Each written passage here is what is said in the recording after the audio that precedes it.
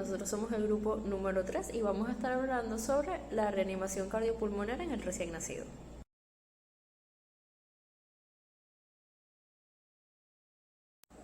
La asfixia perinatal es un cuadro clínico que se presenta después de una insuficiencia en el intercambio de los gases respiratorios que puede ocurrir durante el parto o durante el embarazo y es debido a una interrupción del flujo placentario que me va a provocar una disminución de la presión parcial de oxígeno, un aumento de la presión parcial de dióxido de carbono, una disminución del pH sanguíneo y una caída del exceso de bases. La Academia Americana de Pediatría y el Colegio Americano de Ginecología y Obstetricia caracterizan la asfixia perinatal por la presencia de los siguientes criterios. Vamos a encontrar una acidosis metabólica profunda o mixta con un pH menor a 7 y esto se va a obtener de una muestra de sangre del cordón umbilical. Vamos a tener también la presencia de una puntuación de APGAR de 0 a 3 sostenida durante más de 5 minutos. Podemos encontrar también compromiso neurológico neonatal, por ejemplo, la presencia de convulsiones, hipotonía muscular, coma, etc. Y también falla multiorgánica que me puede afectar corazón, riñón, cerebro, entre otros. Si hablamos de estadísticas, vamos a encontrar que del 5 al 10% de los recién nacidos necesitan algún tipo de reanimación en sala de parto. Y vamos a encontrar que es más frecuente encontrarlos en recién nacidos pretérmino, aproximadamente el 7% de los casos, que en los recién nacidos a término. Y debemos tomar en cuenta la elevada mortalidad y las consecuencias neurológicas permanentes que se pueden presentar debido a la duración y la intensidad de este episodio de asfixia. También vamos a tener que el 10% de las parálisis cerebrales infantiles están asociadas a asfixia perinatal. Y por último, que del 45 al 50% de los casos de mortalidad perinatal tenemos que presentan como causa de mortalidad más importante un trastorno respiratorio. Dentro de los factores que influyen en la asfixia perinatal vamos a encontrar factores maternos, dentro de los cuales están las hemorragias del primer trimestre, las infecciones que pueden ser urinarias, una corionionitis, sepsis, entre otros. Podemos tener una hipertensión inducida por el embarazo, hipertensión arterial crónica, una colagenopatía, anemia, puede también haber una intoxicación por drogas o una comorbilidad obstétrica. Dentro de los factores obstétricos podemos encontrar un líquido amniótico meconial, una incompatibilidad cefalopélvica, el uso de medicamentos tales como la oxitocina, una presentación fetal anormal, un trabajo de parto prolongado, la presencia de un parto instrumental o de una cesárea, que existe una ruptura prematura de membranas o alteraciones como un oligoamnios o un polidramnios. Dentro de las alteraciones uteroplacentarias vamos a encontrar que puede haber anormalidades en el cordón, como por ejemplo circular del cordón irreductible, prolaxo del cordón umbilical y procúbito. Anormalidades placentarias como placenta previa o desprendimiento prematuro de placenta, alteraciones a la contractibilidad uterina, por ejemplo hipotonía o hipertonía muscular, y alteraciones en las anormalidades uterinas anatómicas como un útero bicórneo. Dentro de las alteraciones fetales vamos a encontrar que puede haber alteraciones en la frecuencia cardíaca fetal como bradicardia, taquicardia o una arritmia. Puede haber una percepción de la disminución de los movimientos fetales por parte de la madre, que esto es muy frecuente. Puede haber retardo del crecimiento intrauterino, prematuridad, bajo peso al nacer, macrosomía fetal, posmadurez, malformaciones congénitas, eritroblastosis fetal o fetos múltiples. Hablemos ahora acerca de la circulación fetal. Vamos a tener que en el corazón adulto la parte izquierda del corazón bombea la sangre a la circulación sistémica, mientras que la parte derecha va a bombear la sangre hacia la circulación pulmonar. Sin embargo, en el sistema cardiovascular durante la vida fetal funciona como un circuito paralelo. La mayor parte de la sangre del corazón derecho no puede entrar al pulmón debido a la alta resistencia del flujo causada por la vasoconstricción pulmonar fetal. Por ello, las presiones en las aurículas son bastante similares, ya que, al contrario que en el adulto, la presión de la circulación pulmonar es relativamente alta y la presión de la circulación sistémica es baja, puesto que gran parte de la sangre viaja hacia la placenta. Dentro de las estructuras vasculares que permiten la circulación fetal, vamos a encontrar el conducto arterioso, que es una anastomosis que me va a conectar a la arteria pulmonar principal junto con la aorta.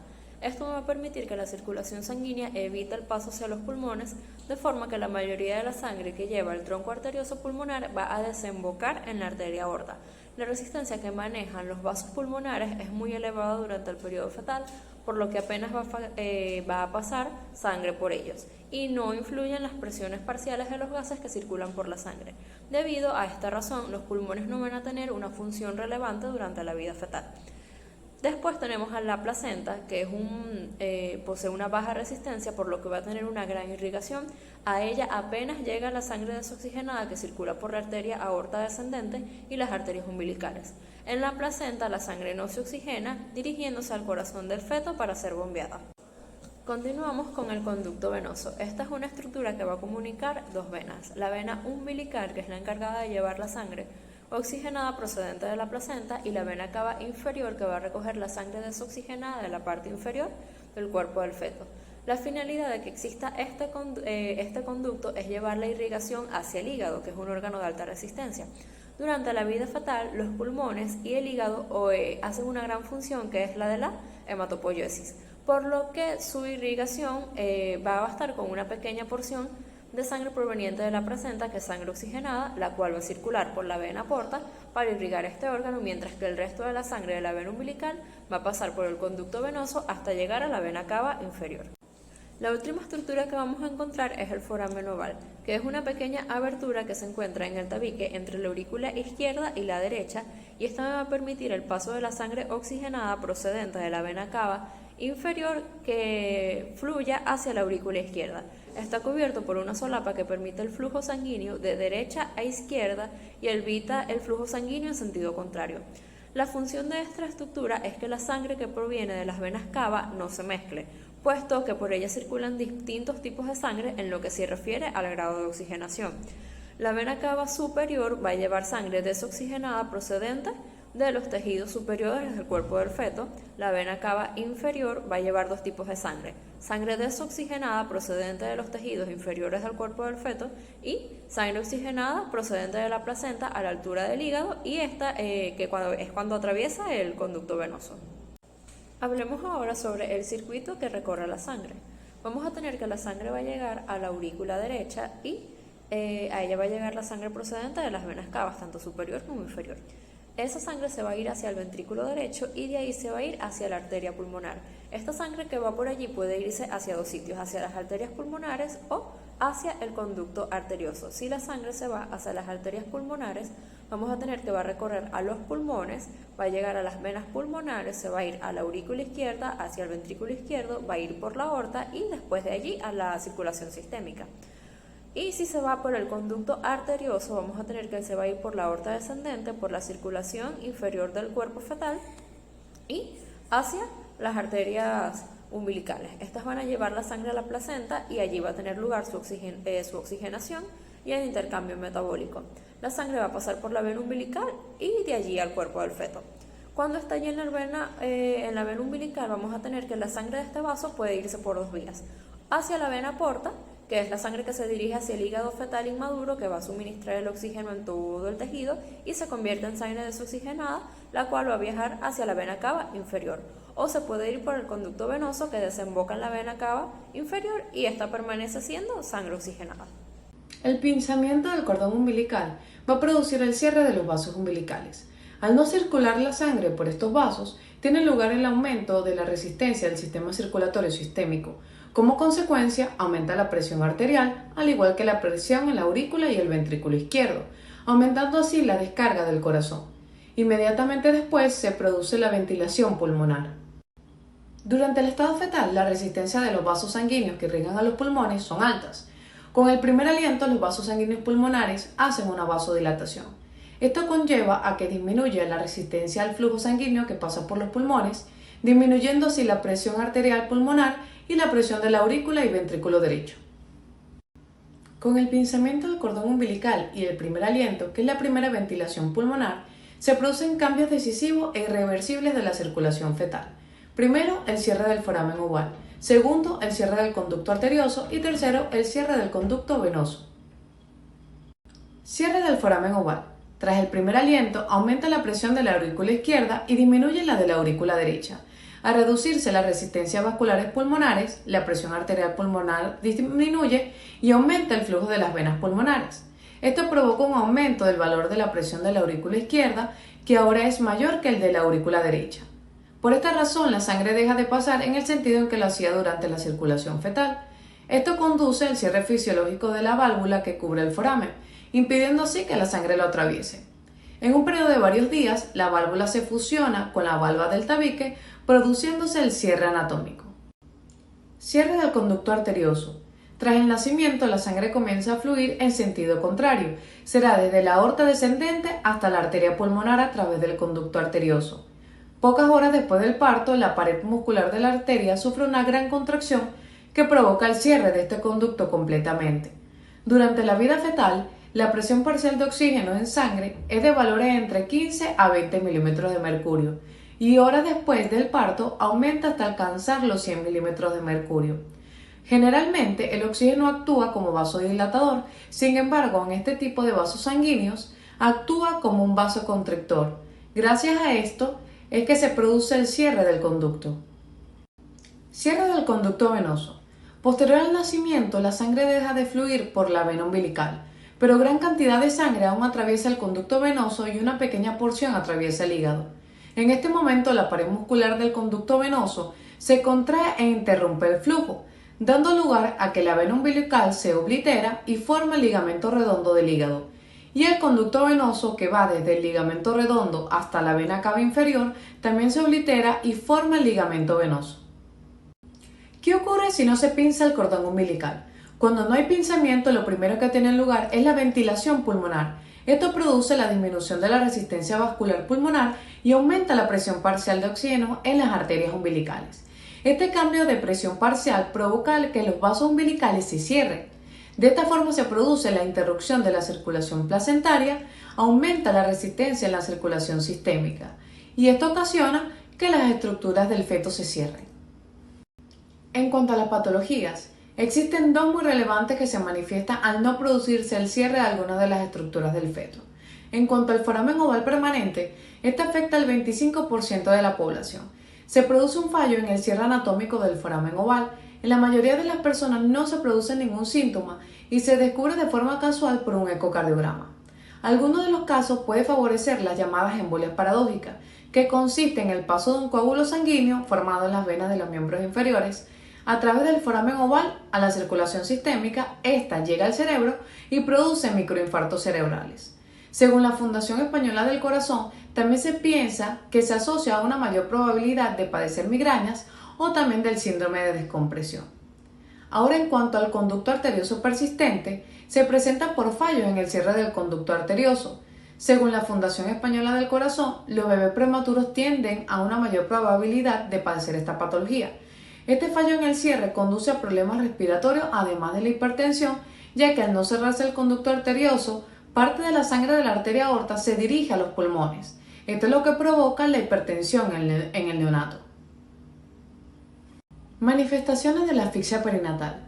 El sistema nervioso central es el más afectado y en él tenemos la parálisis cerebral infantil, la encefalopatía hipóxica isquémica y la encefalopatía neonatal. En cuanto a las manifestaciones cardiovasculares, tenemos la isquemia miocárdica transitoria, que se produce posterior al nacimiento y se expresa con dificultad respiratoria, cianosis y signos de insuficiencia cardíaca, taquipnea, taquicardia, entre otros. También se oculta un soplo sistólico paraesternal izquierdo, que corresponde a la insuficiencia tricuspidia e insuficiencia mitral con un soplo apical. En el electrocardiograma se muestra depresión del intervalo ST en las derivaciones precordiales e inversión de la onda T. La ecocardiografía permite cuantificar la disminución de la función ventricular, la hipertensión pulmonar e insuficiencias valvulares. Manifestaciones respiratorias. En esta tenemos la depresión respiratoria, el síndrome de aspiración de meconio e hipertensión pulmonar persistente. Entre las manifestaciones del sistema renal y vías urinarias tenemos la necrosis tubular aguda, el síndrome de secreción inapropiada de hormona antidiurética, la trombosis de venas renales, la oliguria y retención nitrogenada, atonía vesical e insuficiencia renal aguda. Entre las manifestaciones del sistema digestivo nos encontramos las úlceras, necrosis intestinal y enterocolitis necrotizante. Y en el sistema endocrino y hematológico presentan leucopenia, leucocitosis con desviación a la izquierda y trombocitopenia, coagulación intravascular diseminada y elevación de las transaminasas. Saludos a todos, soy Verina Martínez y hoy les voy a hablar un poco acerca de los pasos para realizar una correcta reanimación neonatal. Al momento de realizar una reanimación neonatal, lo primero que debemos tomar en cuenta es el pinzamiento del cordón umbilical. Para ello debemos establecer el momento preciso del nacimiento del recién nacido, el cual ocurre una vez que la última parte del polo fetal es expulsado del cuerpo de la madre. En ese preciso instante es el momento del nacimiento. Se recomienda que se espere 30 a 60 segundos posterior al nacimiento para hacer el pinzamiento del cordón umbilical. Esto permite que aún así el feto fuera del cuerpo de la madre pueda recibir sangre oxigenada de esta a través del cordón umbilical. Si el pinzamiento del cordón umbilical se retrasa, es importante proporcionar a nuestro neonato calor. Para ello lo podemos ubicar a nivel del pecho o del abdomen de la madre y cubrirlo con mantas. Durante este tiempo del nacimiento y el pinzamiento del cordón umbilical, en ese intervalo es importante que todo el equipo de reanimación neonatal y el obstetra esté evaluando de forma constante el tono y el esfuerzo respiratorio del bebé. Si existe un antecedente de circulación placentaria no intacta, es decir, una paciente que tuvo desprendimiento de placenta, sangrado de placenta previa, sangrado de basa previa o abulsión de cordón, en estos casos no se recomienda retrasar el pinzamiento del cordón. Una vez realizado el pinzamiento y corte del cordón umbilical, seguimos con el resto de los pasos iniciales. Luego, lo que vamos a hacer es llevar a nuestro recién nacido a una cámara de luz radiante para proporcionarle calor. Lo debemos secar adecuadamente con mantas y colocarlo en una posición adecuada para que las vías respiratorias se encuentren abiertas. Debemos despejar las vías aéreas superiores de cualquier tipo de secreción que se encuentren en ellas y proporcionar una estimulación táctil suave en el bebé. Durante la realización de todos estos pasos, debemos ir controlando lo que es la temperatura, la respiración, el tono y el color del neonato. La temperatura corporal de nuestro recién nacido debe mantenerse a una temperatura similar a la que éste tenía en el útero de la madre, que es aproximadamente unos 37 grados centígrados. Por ende, el recién nacido debe estar en una temperatura de 36 a 37.5 grados centígrados, evitando la hipotermia o el sobrecalentamiento. El bebé debe colocarse en una posición adecuada que le permita mantener las vías aéreas superiores abiertas. Esta posición es denominada olfateo de aire mañanero y consiste en ubicar el cuello y la cabeza del bebé de manera neutral con una ligera extensión. De este modo, las vías aéreas superiores se encuentran abiertas y permiten el paso constante del flujo de aire. En caso de que nuestro recién nacido presente el occipucio agrandado debido a haber permanecido mucho tiempo en el canal del parto, lo que se recomienda es colocar un rollito de tela a nivel de la parte inferior de los hombros para mantener esta posición. Nosotros debemos evaluar las vías aéreas de nuestro recién nacido y evidenciar si hay presencia o no de secreciones. Si hay presencia de secreciones y estas secreciones son muy copiosas, lo que se recomienda es ubicar al recién nacido de lado, para que estas secreciones se acumulen a nivel de la mejilla y sea mucho más fácil poder extraerlas con una pera de goma. Es importante tener en mente que al momento de extraer o de limpiar estas secreciones debemos realizarlo primero a nivel oral y posteriormente a nivel nasal. ¿Por qué? Porque durante la limpieza de las secreciones a nivel nasal puede haber una obstrucción y entonces es importante que a nivel bucal se encuentre despejadas las vías aéreas por si acaso el bebé necesita realizar una respiración. Posteriormente a esto pasamos al frote de la espalda, del tronco y de las extremidades de nuestro recién nacido. Esto debe hacerse de manera suave y sutil. No se recomienda una estimulación enérgica del recién nacido, ya que esto puede causar lesiones y nunca, pero nunca debemos sacudirlos, porque podría causar traumatismo craneal. Después de un breve periodo de tiempo de intercambio gaseoso deteriorado en nuestro recién nacido, todos estos pasos que hemos realizado pueden llevarlo a que empiece a realizar una respiración espontánea. ¿Cómo nosotros podemos evaluar si la respuesta o si nuestro recién nacido está teniendo una respuesta a los pasos iniciales que ya tomamos? Lo primero que debemos establecer o evaluar son las respiraciones y la frecuencia cardíaca. Esto nos va a indicar si el bebé está respondiendo de manera adecuada. Si nosotros vemos que el bebé presenta una respiración normal, adecuada o espontánea, o si presenta una respiración entrecortada o apnea. También debemos evaluar la frecuencia cardíaca, la cual debe estar por encima de 100 latidos por minuto. La forma adecuada de evaluar la frecuencia cardíaca es auscultando los focos cardíacos en el hemitórax izquierdo. Lo realizamos durante un periodo de tiempo de 6 segundos y posteriormente lo multiplicamos por 10 para sacar la frecuencia cardíaca por minuto. Una vez que hemos evaluado si cómo están resultando estos pasos iniciales y vemos que nuestro bebé no respira o la frecuencia cardíaca es muy baja, debemos comenzar la ventilación de presión positiva en estos niños que presenten apnea o respiración entrecortada o una frecuencia cardíaca menor a 100 latidos por minuto. Para iniciar la ventilación de presión positiva necesitamos contar con el equipo de reanimación adecuado, que serían aproximadamente 2 o 3 personas, y si el bebé obviamente no responde a estos pasos iniciales que ya nosotros hicimos, debemos detener la estimulación táctil y seguir con la ventilación de presión positiva. Existe otro escenario. El bebé respira, pero presenta una frecuencia cardíaca menor a 100 latidos por minuto y se ve cianótico. Debemos recordar algo que es muy importante. Los recién nacidos luego del nacimiento no tienen una oxigenación en sangre al 90 o 95%. Tardan aproximadamente unos 10 minutos para alcanzar esta oxigenación sanguínea.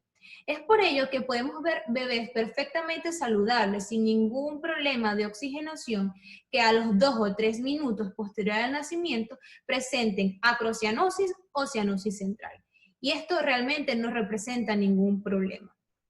Pero ya si vemos un recién nacido que presenta una cianosis central persistente de más de 10 minutos, debemos evaluar el oxígeno o la oxigenación sanguínea del bebé utilizando el oxímetro de pulso. Si utilizamos realizamos una buena técnica al utilizar el oxímetro de pulso, podemos evaluar con exactitud la frecuencia cardíaca y la saturación de oxígeno de nuestro recién nacido en un periodo de tiempo aproximado de 1 a 2 minutos luego del nacimiento. Aquí podemos observar que luego del nacimiento generalmente el bebé no tiene una saturación al 85 o 95%, sino que tarda, como ya dije, 10 minutos aproximadamente para alcanzar esta saturación adecuada. ¿Cuál es el objetivo principal de administrar oxígeno en estos niños que están teniendo problemas de oxigenación? Pues evitar la hipoxia y los daños que esta produce en los tejidos.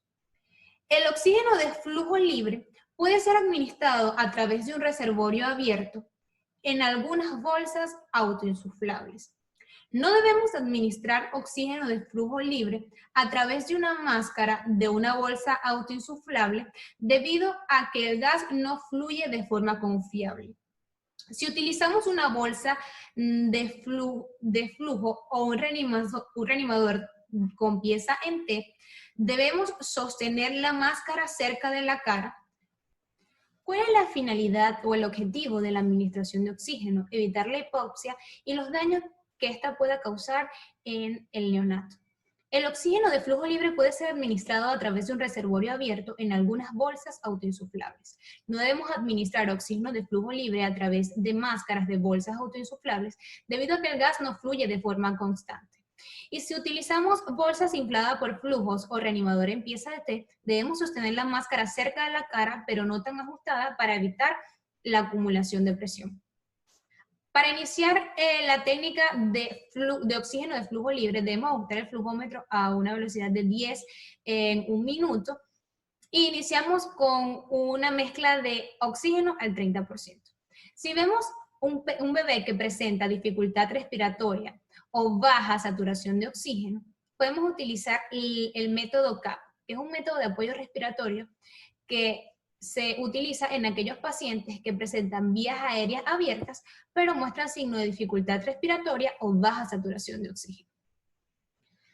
Al momento de realizar la técnica de ventilación a presión positiva, existen diversas terminologías que nosotros debemos manejar, entre las cuales encontramos el PIP o presión inspiratoria pico, que es la presión más alta administrada durante cada respiración, el PEP o presión positiva final de la expiración, que no es más que la presión que queda a nivel pulmonar entre una respiración y otra cuando el bebé presenta respiración asistida, la CAP, que es presión positiva continua de las vías aéreas, que no es más que la presión que queda a nivel pulmonar entre una respiración y otra cuando el bebé respira espontáneamente. La frecuencia, que es la cantidad de respiraciones administradas en un minuto. Luego tenemos el tiempo de inspiración, que es el tiempo de segundo del periodo inspiratorio, y el manómetro, que es un equipo que nos permite evaluar las presiones.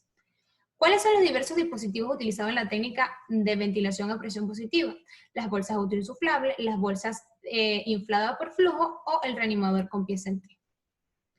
¿En qué pacientes nosotros indicamos el inicio de la ventilación a presión positiva? En aquellos pacientes que presentan apnea, respiración entrecortada, frecuencia cardíaca menor a 100 latidos por minuto, una saturación menor al rango objetivo, a pesar de estar administrando oxígeno a flujo libre o CAP. ¿Cómo preparamos nosotros a estos pacientes? Pues debemos eliminar las secreciones que se encuentren a nivel oral o nasal. Posteriormente, ubicar la cabeza y el cuello en una posición correcta y luego elegir la mascarilla adecuada, que tenga un tamaño proporcional a la cara del bebé. Debe cubrir la nariz y la boca sin sobrepasar el mentón ni cubrir los ojos. Una vez seleccionada la mascarilla ideal, pasamos a colocarla. Para esto tenemos dos técnicas, técnica de una mano y técnica de dos manos. La técnica de una mano consiste en que la persona que va a realizar la técnica toma la mascarilla con el dedo índice y el pulgar en forma de semicírculo y la coloca sobre la cara del bebé ejerciendo leve presión. Y el resto de los 3 dedos que quedan libres lo va a colocar a nivel del ángulo mandibular para ejercer una leve elevación de la misma y así que haya una misma dirección y contacto adecuado entre la cara del bebé y la mascarilla. Después tenemos la técnica de dos manos, contracción mandibular. Esta es básicamente muy similar a la primera, solo que utilizaremos nuestras dos manos.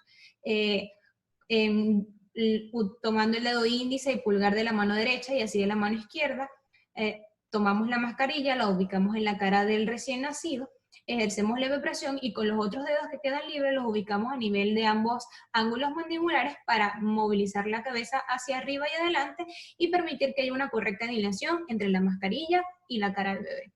Hay ciertas precauciones que debemos tomar al momento de realizar esta técnica, que es sostener la mascarilla de forma cuidadosa, no apretar demasiado la cara o el rostro del bebé, no apoyar la mano sobre los ojos del recién nacido, evitar la compresión del cuello y revisar la posición de la mascarilla y de la cara, que deben estar en forma correcta.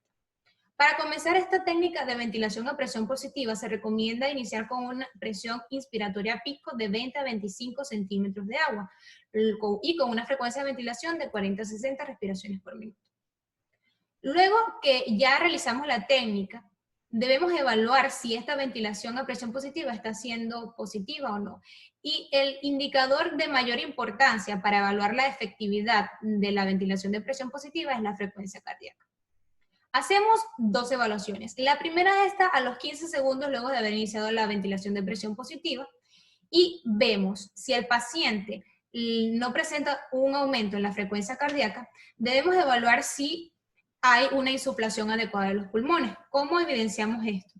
Que la caja torácica se esté elevando y descendiendo. Esto me indica que sí el pulmón está siendo insuflado. Pero si esto no está pasando, debemos tomar medidas correctivas. Luego que hagamos las medidas correctivas, pasamos a la segunda evaluación, que son 15 segundos posterior a la primera. Y tenemos dos opciones. La primera opción, si la frecuencia cardíaca no está aumentando y el pecho sigue sin movimiento, es decir, no hay una ventilación adecuada de los pulmones, debemos volver a tomar medidas correctivas. Y la segunda opción es que si la frecuencia cardíaca no está aumentando, pero el pecho sí está en movimiento, seguimos realizando la técnica de ventilación a presión positiva y 15 segundos posterior volvemos a evaluar si hay aumento o no de la frecuencia cardíaca. Entre las medidas correctivas encontramos las siguientes, y la podemos memorizar de manera más fácil con un acrónimo denominado Mr. Sopa. La primera de estas es máscara, que consiste en ajustar la mascarilla o volverla a colocar. Debemos considerar la utilización de técnica de 2 manos si la necesitamos volver a colocar. Luego vamos a la reubicación de la vía aérea. Puede ser que el bebé se haya movido durante la técnica y no haya una alineación correcta entre la mascarilla y la cara del bebé. Entonces volvemos a colocar al niño en la posición correcta. Luego de esto, volvemos a iniciar la ventilación de presión positiva y evaluamos los movimientos del pecho. Si no hay respuesta positiva a esto, seguimos con la S, que es succión de boca y nariz. Es importante mantener las vías aéreas despejadas para poder permitir el paso. Y luego pasamos a la O boca abierta, que consiste en mantener la boca del recién nacido abierta y la mandíbula levemente hacia adelante. Luego que hagamos esto, volvemos a probar la ventilación de presión positiva y los movimientos del pecho. Si no hay ningún resultado positivo, pasamos a la P, que es la presión aumentada, o debemos aumentar la presión en un intervalo de 5 a 10 centímetros de agua con un máximo de 40 centímetros de agua. Luego volvemos a realizar la ventilación de presión positiva y evaluamos los movimientos del pecho. Si ninguna de estas medidas correctivas sirvieron para aumentar la frecuencia cardíaca, ya debemos considerar la última letra, que es la A, que es la vía aérea alternativa, colocando un tubo endotraqueal o una máscara laringea. Las vías aéreas alternativas se deben considerar en aquellos pacientes cuando hemos colocado en ello una máscara facial y no da como resultado una mejoría clínica. Si el paciente dura más de algunos minutos realizando la técnica de ventilación de presión positiva y no da mejoría clínica, y si se necesita realizar compresiones torácicas, ya que un tubo endotraqueal maximiza la eficacia de cada respiración.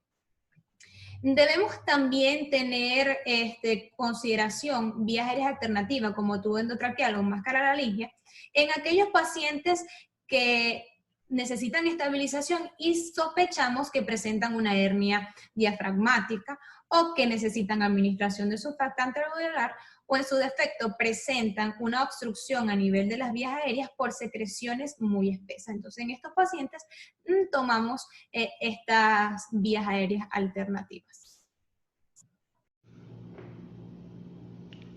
A continuación, describiremos y explicaremos los pasos para la intubación endotraqueal en recién nacidos. Primeramente, debemos comprender que idealmente este procedimiento no lo realiza una sola persona. En realidad es un procedimiento de 2 individuos capacitados.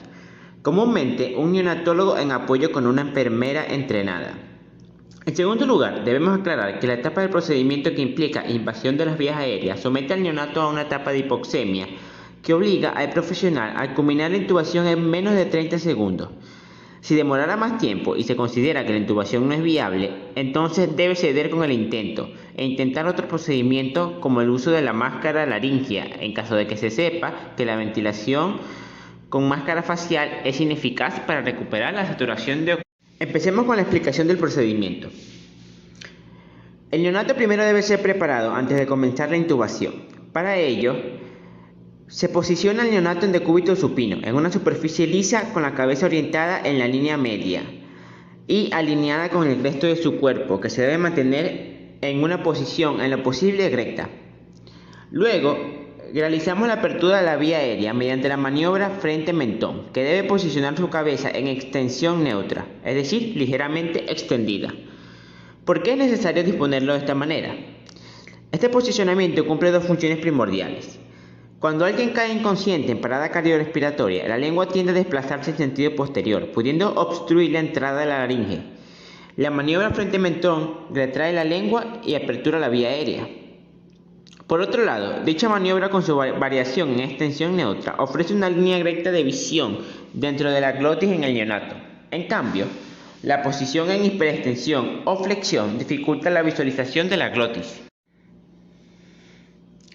Para muchos puede llegar a ser muy útil colocar una pequeña toalla por debajo de los hombros del neonato para mantener con facilidad la posición de ligera extensión de la cabeza, la cual es conocida popularmente como posición de olfateo del aire mañanero o simplemente como posición de olfateo. Mientras uno de los profesionales posiciona al neonato de la manera antes descrita, el otro debería preparar los materiales a utilizar para la intubación, lo cual incluye armar el laringoscopio y para ello escoger el número de hoja adecuado para el neonato y probar el funcionamiento del sistema de luz. Y 2. Escoger el tubo endotraqueal con el diámetro adecuado y lubricar la porción a introducir. Una vez armado el laringoscopio y posicionado al neonato, ¿cómo sostengo el laringoscopio? Bueno, el profesional que realizará la intubación se ubica a la cabeza del neonato y con la mano izquierda sostiene el laringoscopio encendido entre el pulgar y los primeros 2 o 3 dedos, con la hoja apuntando en dirección opuesta a usted. En la figura 5.11 se puede ver la posición correcta de la mano al sostener un laringoscopio. El laringoscopio está diseñado para ser sostenido en la mano izquierda, tanto por personas diestras como zurdas. Si se sostiene en la mano derecha, la parte curva cerrada de la hoja bloqueará su visión de la glotis, además de hacer imposible la introducción del tubo endotraqueal. Posteriormente, se debe estabilizar la posición de la cabeza con la mano derecha y con el dedo índice de esa misma mano abra suavemente la boca del neonato y prepárese para introducir la hoja del laringoscopio. La técnica para introducir la hoja del laringoscopio consiste en deslizarla sobre el lado derecho de la lengua y hacia la línea media, empujando la lengua hacia el lado izquierdo de la boca, de tal manera que pueda avanzar la hoja hasta que la punta quede en la valécula, justo después de pasar la base de la lengua. ¿Pero qué es la valécula? La valécula es una depresión mucosa situada en el ángulo entre la epiglotis y la base de la lengua. Para exponer la glotis, levante ligeramente la hoja, levantando así la lengua para sacarla del medio, a fin de dejar expuesta el área faríngea. Cuando levante la hoja, elévela entera, tirando hacia arriba y en la dirección a la que apunta el mango. Un error común en este momento es elevar la hoja meciéndola y tirando del mango hacia usted. No haga eso. Mecer la punta de la hoja en vez de levantarla no ofrecerá la visión de la glotis que desea y ejercerá demasiada presión en el borde alveolar del neonato. Recuerde que el movimiento para levantar la hoja debe provenir de su hombro y no de su muñeca. Una vez terminada esta técnica, debería poder visualizar la glotis mirando debajo de la hoja del laringoscopio. A continuación, identifique los puntos de referencia claves antes de continuar con el procedimiento. Si la punta de la hoja está correctamente colocada en la valécula, debería ver la epiglotis arriba y la abertura de la glotis debajo.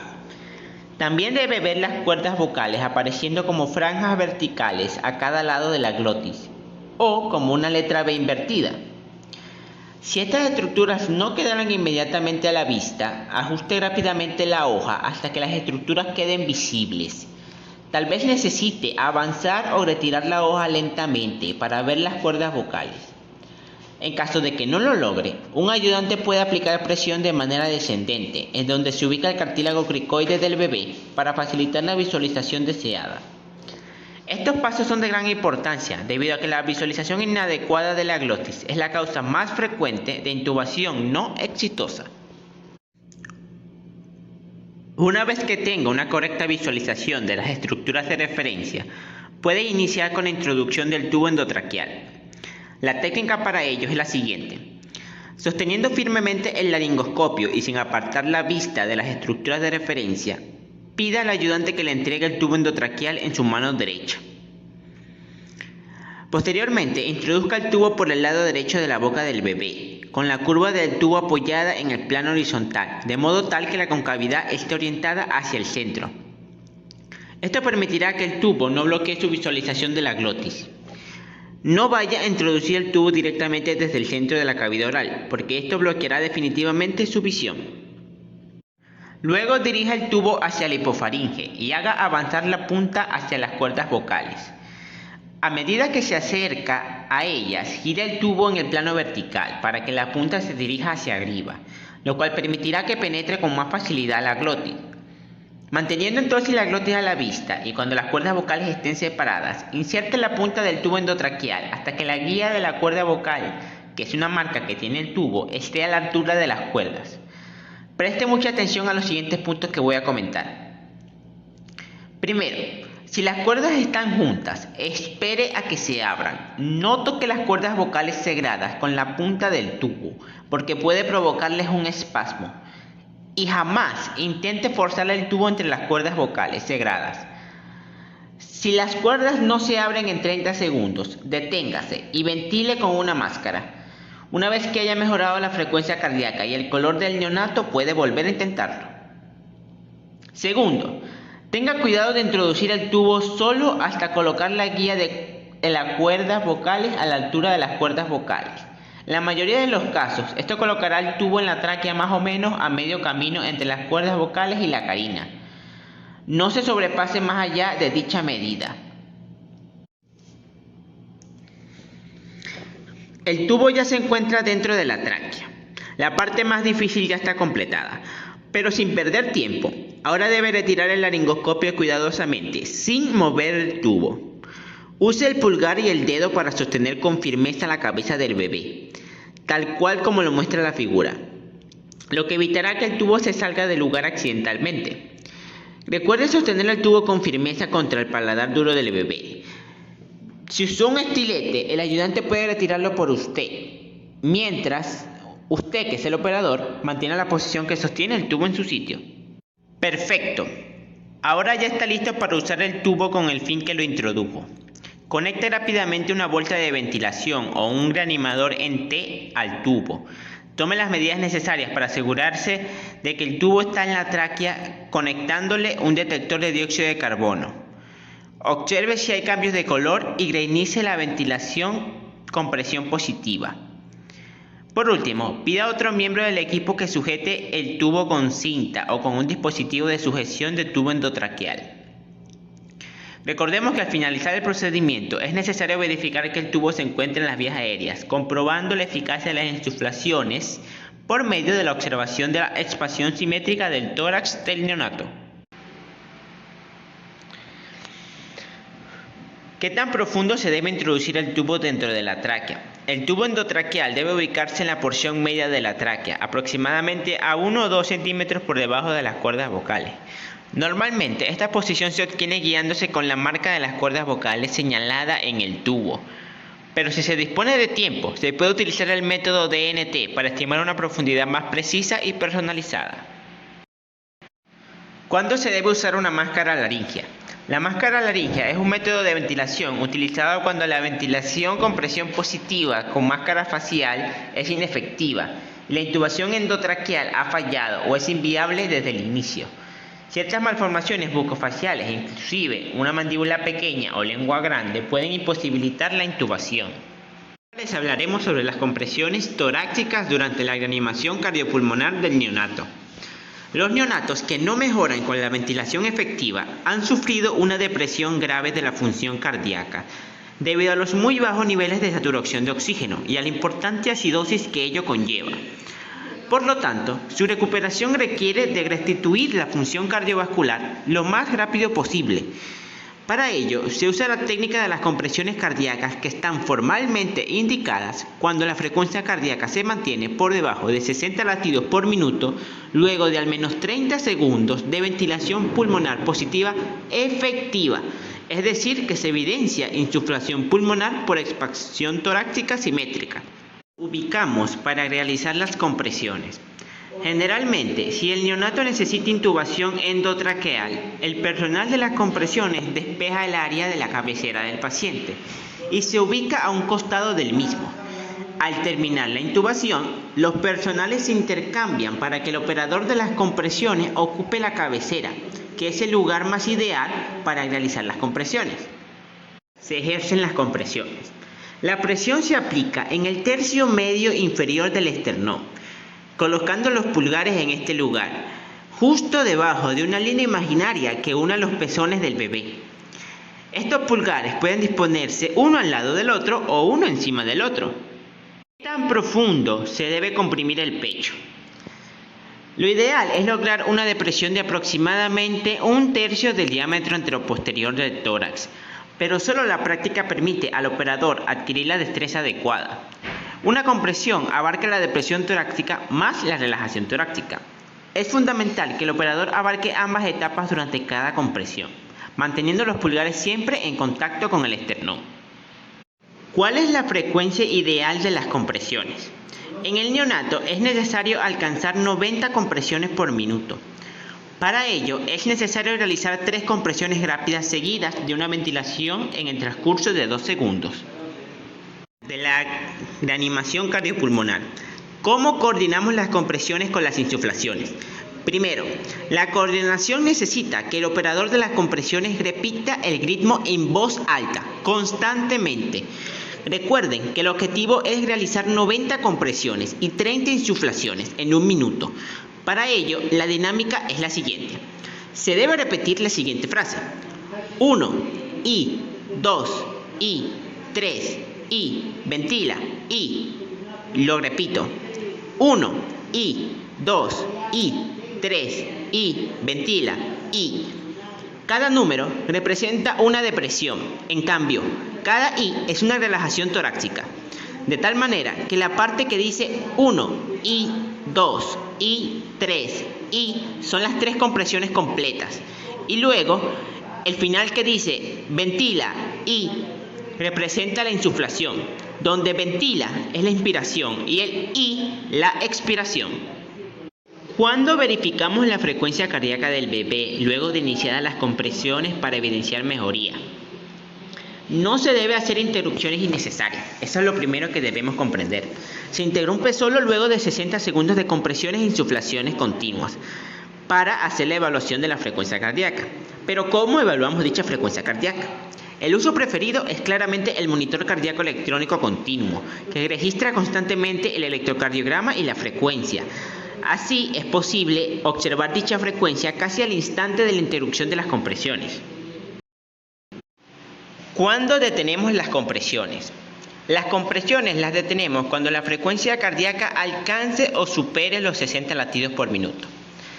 Es importante saber que luego de detener las compresiones debemos mantener las insuflaciones, que ahora pueden ser a una frecuencia más elevada, de 40 a 60 por minuto, dado que se suspendieron las compresiones.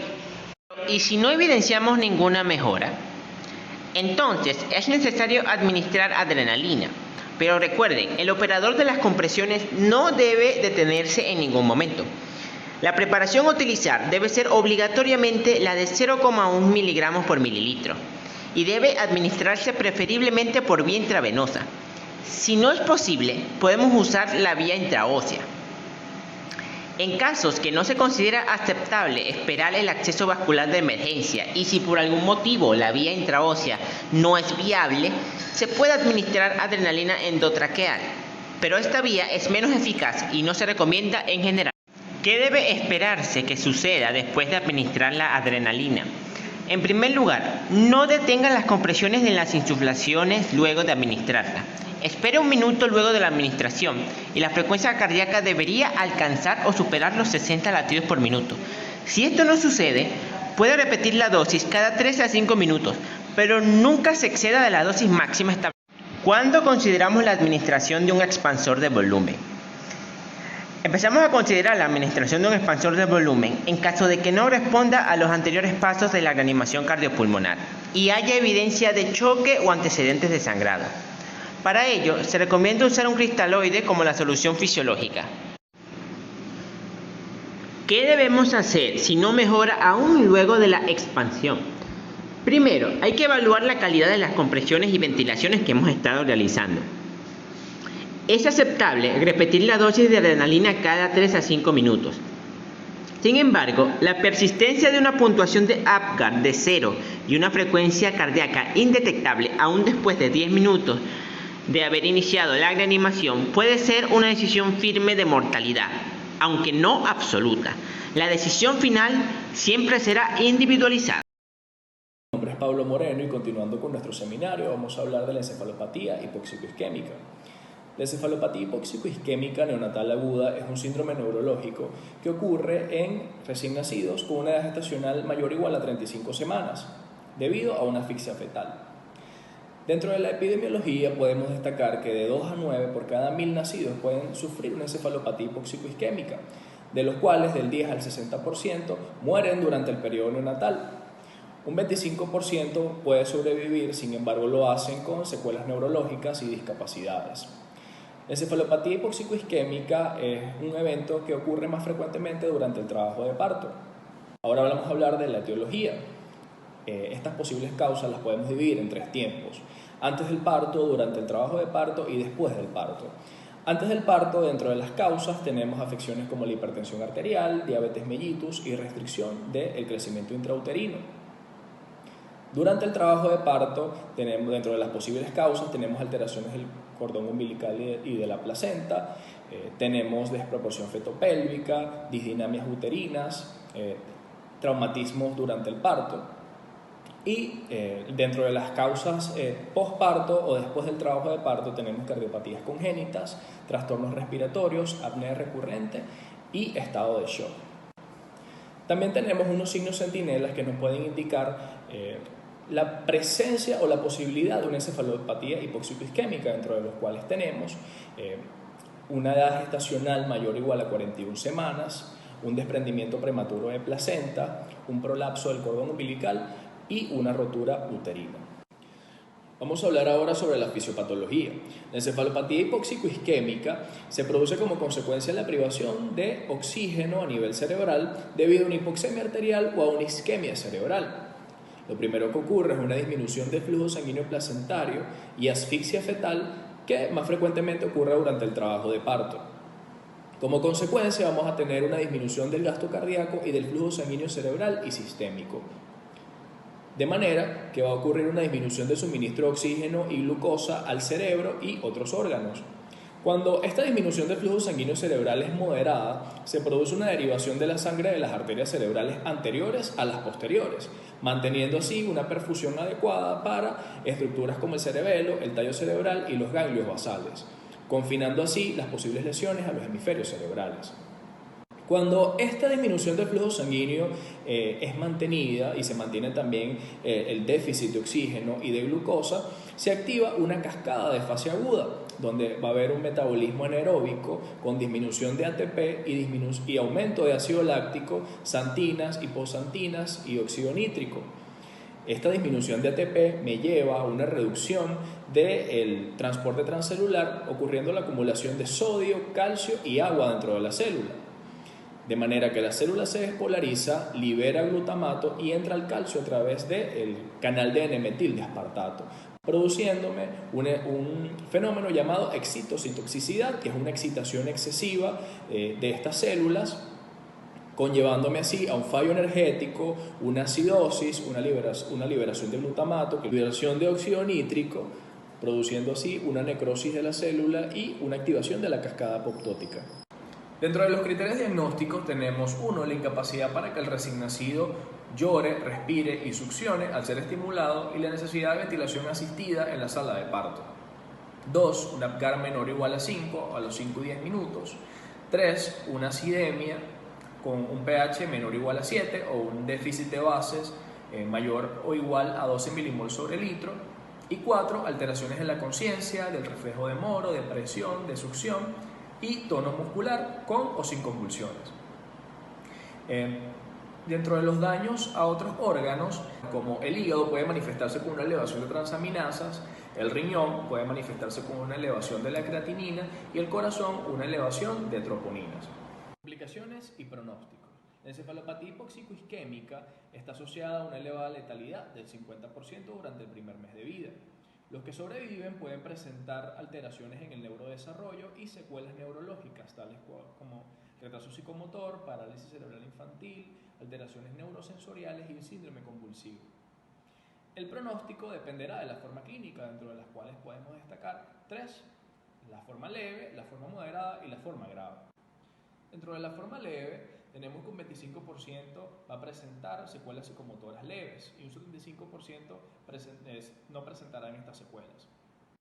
Dentro de la forma moderada, de un 10 a un 20% presentarán secuelas leves, de un 10 a un 25% secuelas moderadas y de un 30 a un 50% secuelas graves.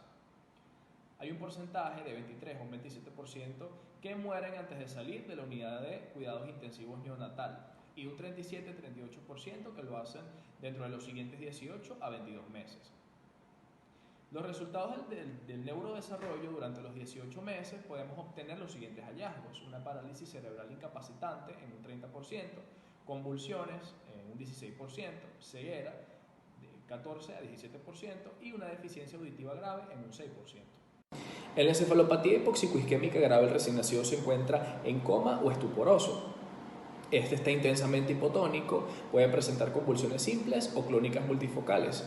Entre las 24 y las 72 horas se agudiza un deterioro de la capacidad para despertar y se evidencia frecuentemente un deterioro del tronco encefálico.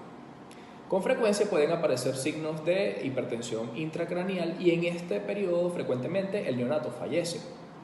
Los que sobreviven presentan una mejoría neurológica que va desde una hipotonía a una distonía y luego a una hipertonía extensora. Este puede aparecer con una parálisis vulvar o pseudovulvar combinada que determina problemas en la alimentación. El mejoramiento neurológico de estos niños es difícil de predecir, sin embargo, se cree que los que mejoran rápidamente tienen un mejor pronóstico. Aquí tenemos la clasificación de la encefalopatía hipoxicoisquémica según criterios de Sarnat, que nos permite ubicar a nuestro paciente en alguna de las formas clínicas o estadios, donde tenemos el estadio 1 siendo la forma leve, estadio 2 siendo la forma moderada y el estadio 3 siendo la forma grave. Los signos a evaluar son el nivel de conciencia, tono muscular, postura, reflejos tendinosos, clonus, mioclonías, reflejo de Moro, pupilas, crisis convulsivas, los resultados del electroencefalograma, la duración y el pronóstico. Y de acuerdo a los signos que obtengamos, podemos ubicar a nuestro paciente en esta clasificación. Gracias. A continuación, el video demostrativo de cómo realizar una reanimación cardiopulmonar neonatal. Según los criterios y pasos antes explicados, iniciamos con la ventilación presión positiva. ¿Cómo nos preparamos para realizar ventilación presión positiva? Primero eliminamos las secreciones que puedan obstruir la vía aérea. Nos colocamos en la cabecera del paciente.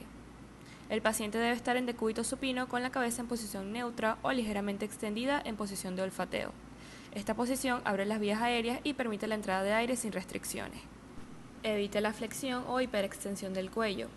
Para ayudar a mantener la posición correcta, se puede colocar una toalla enrollada debajo de los hombros. Debemos elegir la máscara adecuada para nuestro paciente. Esta debe cubrir correctamente nariz y boca.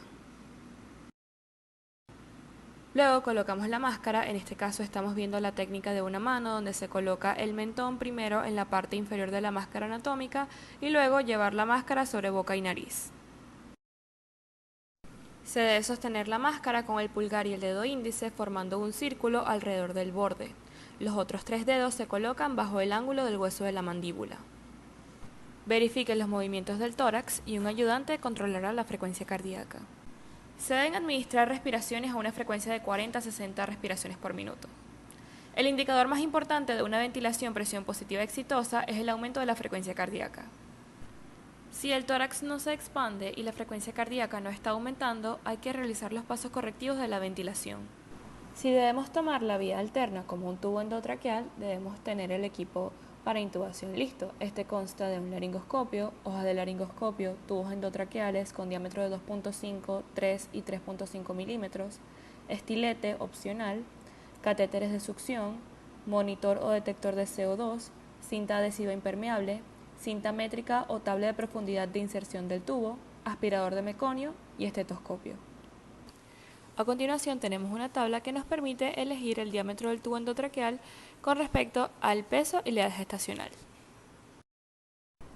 Para iniciar la intubación, coloque la cabeza del bebé en la línea media, el cuello ligeramente extendido y el cuerpo recto. Sostenga el laringoscopio con la mano izquierda. Introduzca la hoja del laringoscopio en el lado derecho de la boca y empuje suavemente la lengua hacia el lado izquierdo y haga avanzar la hoja hasta que la punta quede en la valécula. Levante el laringoscopio en su totalidad hacia donde apunta el mango. Sacando la lengua del medio, dejamos expuesta a la glotis. La glotis aparece en la parte superior de la vista. Identifique los puntos de referencia claves. Las cuerdas vocales aparecen como franjas verticales delgadas en forma de V invertida. Una vez identificadas las cuerdas vocales, sostenga firmemente el laringoscopio, mantenga la vista en las cuerdas vocales y pida al ayudante que le coloque el tubo endotraqueal en su mano derecha. Introduzca el tubo del lado derecho de la boca con la curva cóncava en el plano horizontal. Dirija la punta del tubo hacia las cuerdas vocales. Sostenga el tubo con la mano derecha con firmeza y retire con cuidado el laringoscopio. Un ayudante debe colocar el monitor o dispositivo de ventilación presión positiva. Una vez que el dispositivo esté conectado, puede iniciar la ventilación.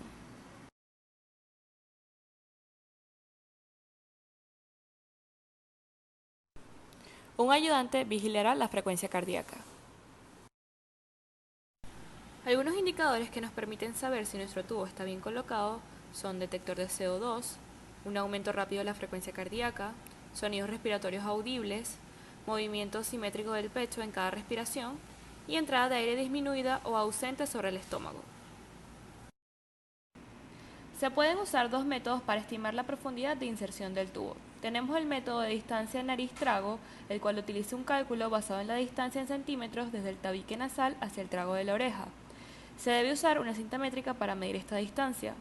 La profundidad de inserción estimada es la distancia de nariz-trago más 1 centímetro.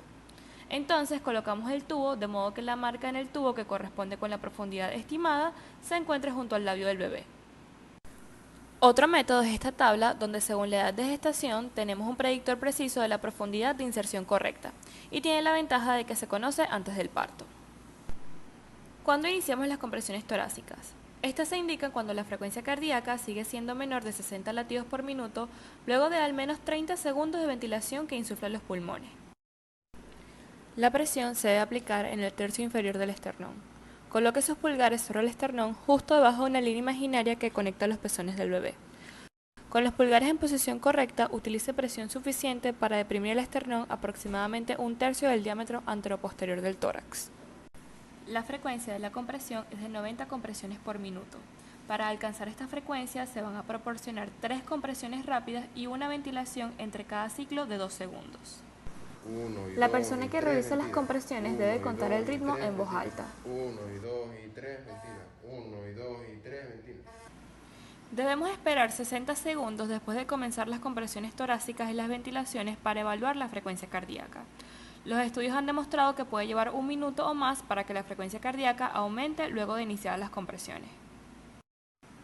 Detenemos las compresiones cuando la frecuencia cardíaca sea de 60 latidos por minuto o más. Una vez que se suspenden las compresiones, se vuelve a administrar ventilación presión positiva a una frecuencia más rápida, de 40 a 60 ventilaciones por minuto.